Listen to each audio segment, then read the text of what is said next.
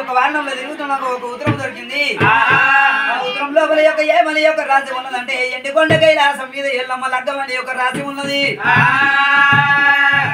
లగ్గానికి 7 వదనాలు ఎగరాల గంట కొట్టిన వారికి ఎల్లమ్మని ఇచ్చి లగ్గం చేస్తారని ఉత్తరంలో రాసి ఉంది.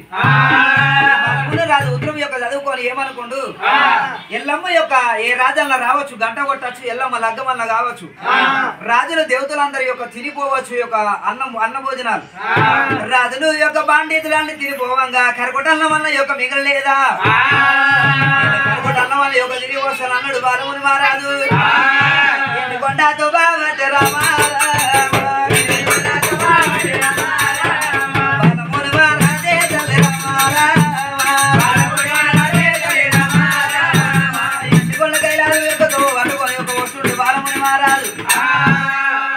ఎండుకొండ వచ్చేది యొక్క రాకట మచ్చలు మైల గంగ్యావు శృతి 30 వాళ్ళ దేవతలు బాలు ఇచ్చేది.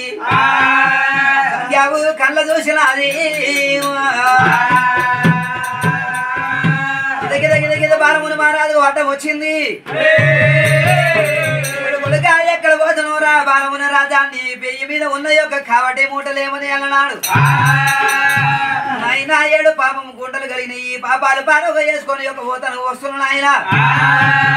ఎండుకొండ మీద ఎల్లమ్మ లగ్గమ కావచ్చు, నేను కరుగుటల్ల వల్ల ఆడుకొని తిని వస్తానని పోతున్నాను అన్నాడు. మచ్చలు ఏమైనా గంగావు ఏమన్నది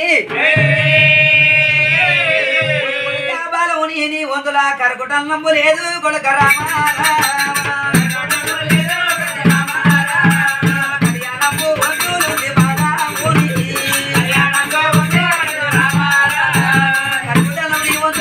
కళ్యాణం ఉన్నది ఎల్లమ్మ లగ్గవాడ బలవంతుడు నువ్వే ఉన్నావు.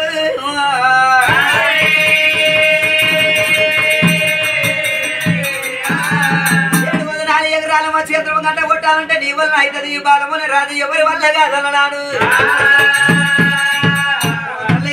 నేను 3 పిల్లలు వాళ్ళని పుట్ట కోసి వాళ్ళని నా వల్ల కాదన్నాడు. ఇంకా గంట పద్ధతి గది కాదురా నేను చెప్తున్నా వినురా బాలముని రాజు.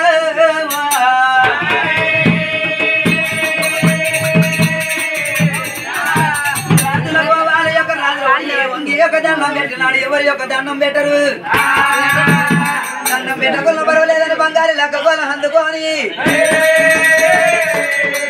నా యొక్క ఎగరాలే 7 వదనాలు ఎగరాలే గంట కొట్టాల బిడ్డ కొట్టిదే నీకు ఎల్లమలేసి లగ్గం చేసరా నా కళ్ళ పడుకో. బాబు కుండలు తీసిండు ఒక పొల్ల మాది చెట్టు మీద కట్టినాడే. ఎండుకొండ కైలాసం వచ్చిండు 7 వదనాలు 2 గంట కొట్టిండు. శంకరుడు ఎల్లమ్మకు బాలమునికి లెక్క పెట్ట ఎసబుల్లడమ్మా.